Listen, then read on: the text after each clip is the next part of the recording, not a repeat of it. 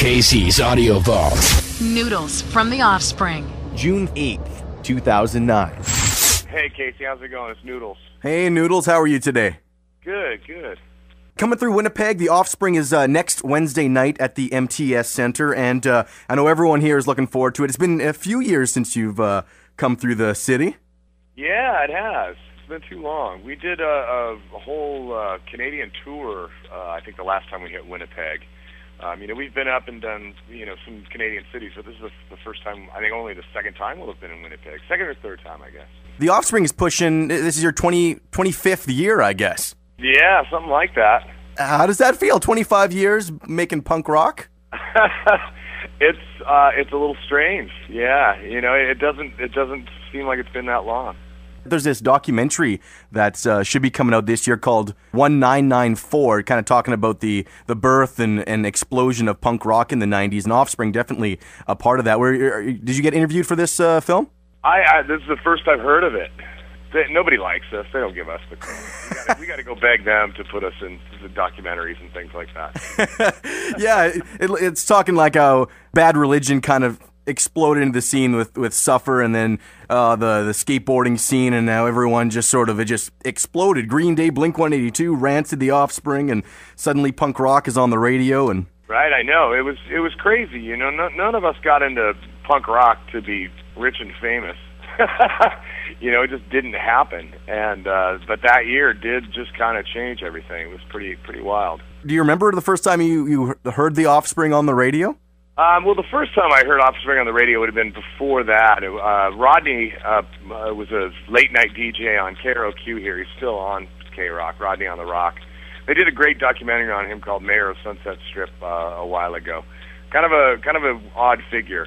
But he would play, local punk rock bands. He was the first guy to ever play us. That would have been back late 80s, I think.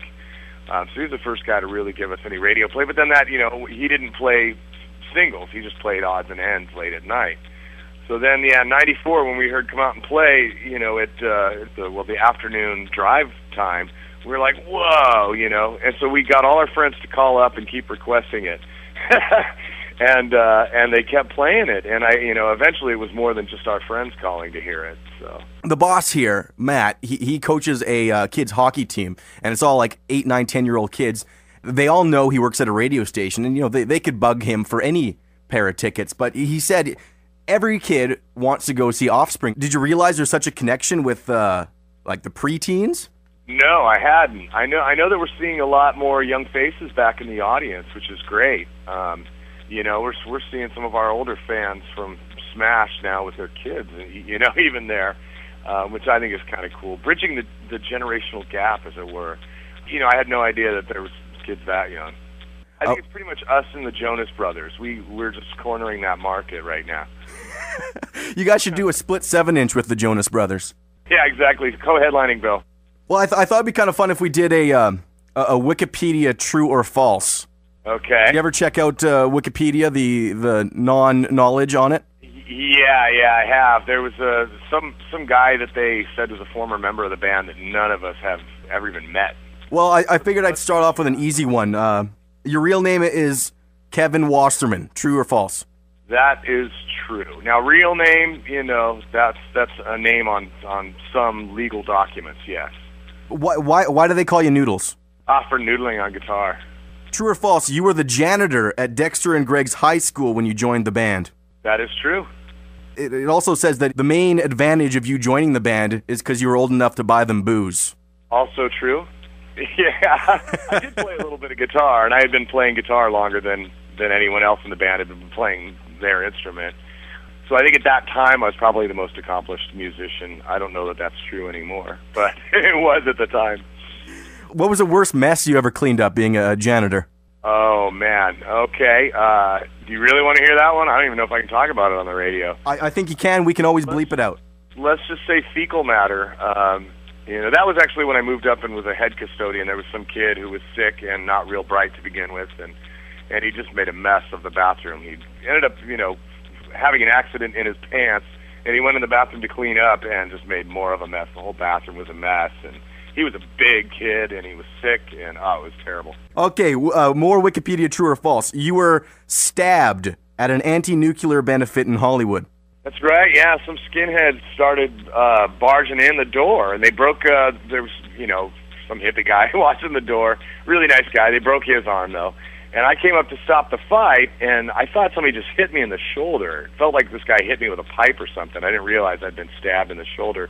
And he hits me in the shoulder, stabs me in the shoulder, and I just hold up my hands and go, it's over, that's it. So he stabbed me, and I didn't even flinch. I think that had to do with the amount of cerveza I'd been drinking at that point. And the guy just backed off. He didn't come back at me because at that point I guess I was feeling like Superman, and he didn't have any evidence to the contrary. So you were caught in between a skinhead and a hippie, pretty much. Yeah, there you go, huh? Okay, I got one more. According to Wikipedia.com, you prefer the finer things in life, like classical music, poetry, red wine, and cigarettes.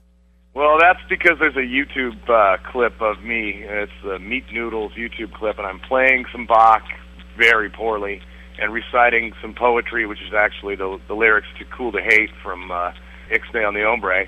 And, I'm drinking wine and smoking a cigarette. You still smoke? You're a smoker?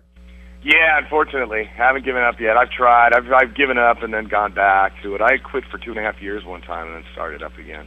You're in your 40s now. How does it feel being on tour, and do you feel yourself degenerating? Not yet. I think if anything, it helps keep us young. We're not in a cubicle somewhere with a tie on. We get to play for a living. So I think that helps keep us young.